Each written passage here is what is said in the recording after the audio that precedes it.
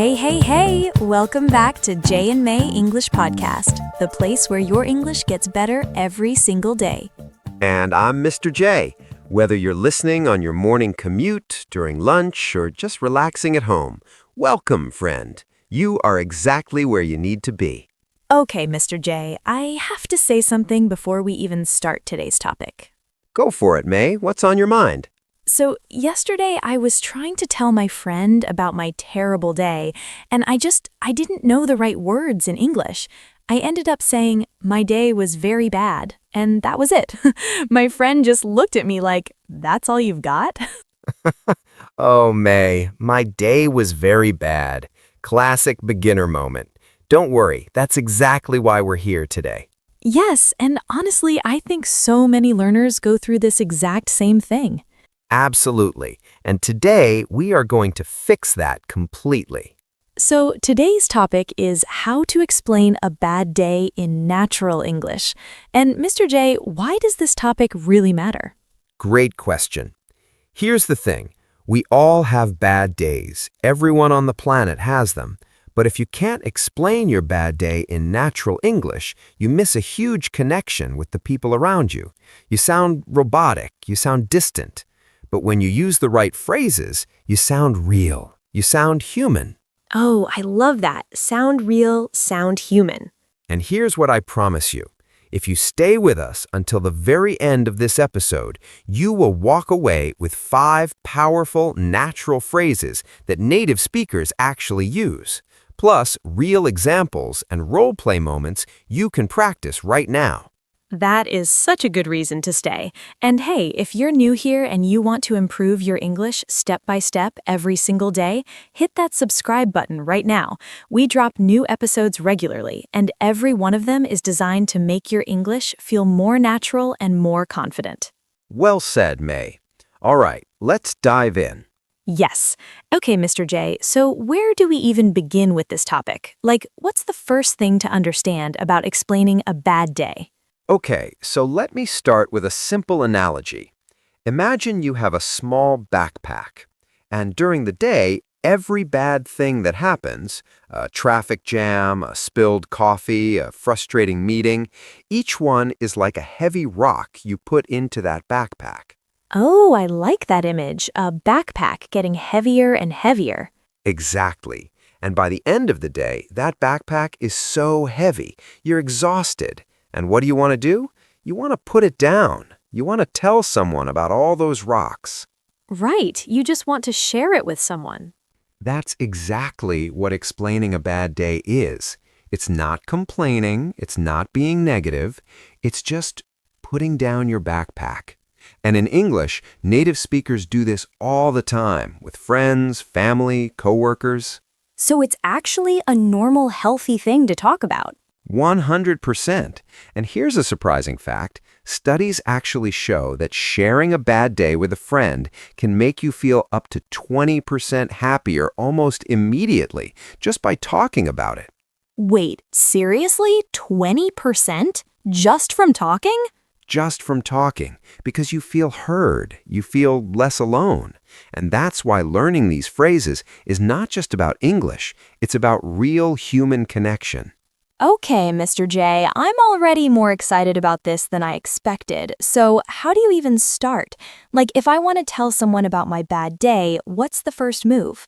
Great question. So the first move is what I call the soft opener. You don't just walk up to someone and say, everything went wrong today. That's a little intense. Yeah, a little scary, actually. Instead, you use a short, natural phrase that signals, hey, I had a tough day and I want to talk about it. Something like, rough day, or today was just one of those days. Ooh, rough day. I've heard that before. But what does rough mean exactly? You mean like a surface that's not smooth? Exactly right. Originally, yes. But when we say rough day, we mean a day that was full of problems, stress, or difficulty. It wasn't smooth. Things were bumpy. Oh, so the bumpy road idea. A rough day is like a bumpy road. Perfect analogy, May. You just explained it better than I did. Yes! Okay, so rough day is the first phrase. And what about one of those days? That one sounds a little mysterious to me. So one of those days is what you say when bad luck just keeps following you. One bad thing, then another, then another. It's like the universe just decided not today. The universe said, not today. I love that. You know what I mean, though, right? Like you wake up late, then you burn your breakfast, then you miss the bus, and you look up at the sky and go, really? Oh, yes, I have had so many of those days. So you'd say something like, today is just one of those days. I burnt breakfast and missed the bus. Perfect, natural, real, and totally relatable. Anyone who hears that immediately knows exactly how you feel. This is where things start to get really useful. Okay, so we have rough day and one of those days. What's next? Okay, so now we're getting into the deeper expressions, and this is where things change a little, because now we're talking about how to describe a moment that felt really, truly terrible, not just annoying, really bad. Ooh, okay, like when everything goes wrong at the same time? Exactly. And for that moment, native speakers often say, couldn't be worse, or the full version, it couldn't have been worse.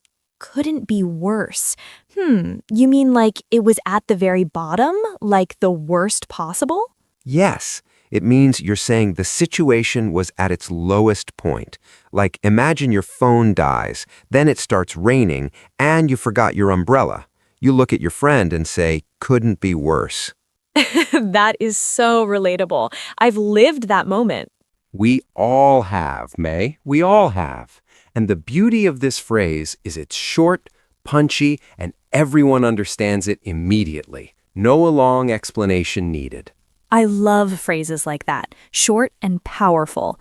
Okay, what's the next one? All right, here's one of my personal favorites. And most learners don't realize this phrase even exists. It's so natural, but almost never taught in textbooks. Ooh, now I'm curious. What is it? Needed that. Needed that? That's it? Just 2 words? Just 2 words, but the power is in the context. You use it after something good happens to fix you bad mood.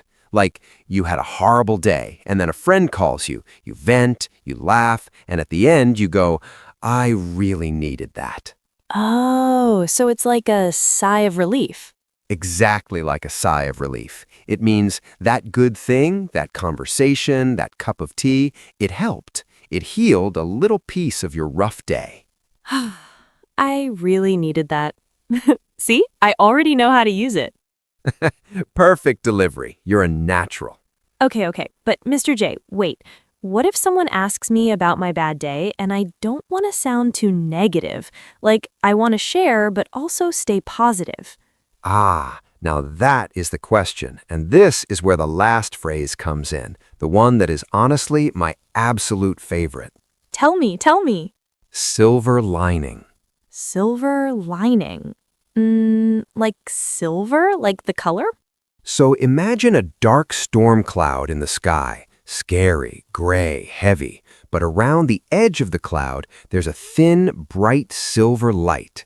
That's the silver lining, the good that's hiding inside the bad. Oh, so silver lining means even though things were bad, there was one good thing inside it. Exactly. So you could say, traffic was awful today, but the silver lining was I got to listen to my favorite podcast the whole time. Wait, is that a hint? Are we the silver lining? I'm just saying, good podcasts have gotten people through many rough days. Okay, I love that phrase so much. It's positive and it's real at the same time. That's the magic of it. It doesn't pretend everything is perfect. It just says, I found something good in the mess. And people respect that. People connect with that. So that's actually a way to end a bad day story on a high note, right? Exactly right. And that's actually a great tip for anyone explaining a bad day. Try to end with a silver lining. It makes the whole conversation feel complete. It doesn't leave the listener feeling heavy. Oh, I really like that rule. End with a silver lining. That's so simple but so powerful. Wait, here's the interesting part though. Using a silver lining isn't just good for your listener, it's actually good for you. When you train yourself to look for that small good thing in a bad day, over time, your brain starts doing it automatically. Wow, so it's like a mental habit? Exactly, a mental habit. The English language is full of phrases that, when you use them, actually change how you think. Silver lining is one of the best examples of that. Okay, I feel like my brain just leveled up a little. Good, that's the goal. All right, Mr. J, can we do a quick role play, like a real conversation where we actually use all these phrases? I think that will really help the listeners practice. Absolutely. Let's do it. Okay, I'll be your friend. You just got home after a rough day. Start talking to me. Okay, I'm ready. Whew. Rough day, Mr. J, like a really rough day. Oh no, what happened? Today was just one of those days. I woke up late, I spilled coffee on my shirt, and my boss gave me extra work at the last minute. Oh wow, that's a lot. How are you feeling now? Honestly, it couldn't be worse this morning. But then I called my sister on the way home and we just laughed about everything. I really needed that. Oh, that's good. At least you had that moment, right? Right. And honestly, the silver lining, my boss gave me extra work, but it means he trusts me. So I'll take it. May, that was perfect. I used all 5 phrases. You did. And notice how natural that felt. It wasn't stiff, it wasn't textbook, it was a real conversation. Because these phrases, they do that. They make you sound natural without even trying. And it felt so good to say it out loud, honestly. Like that backpack you mentioned earlier, I kind of feel lighter after that little role play. That's exactly the point. Language is not just communication, it's release, it's connection. And when you have the right words, everything feels a little lighter. I love that so much. Okay, so let's do our vocabulary moment because I want to make sure everyone has these phrases super clear before we wrap up. Let's do it. Okay, phrase number 1, rough day. Simple meaning? A day full of problems or stress, not smooth, bumpy. Example, I had a rough day at work. Everything went wrong. Love it. Phrase 2, one of those days. When bad luck just keeps happening, one thing after another. Example, today is just one of those days. I burned breakfast and missed the bus. Phrase 3, couldn't be worse. You use this when a situation feels like it hit the very bottom. Example, my phone died and it started raining. It couldn't be worse.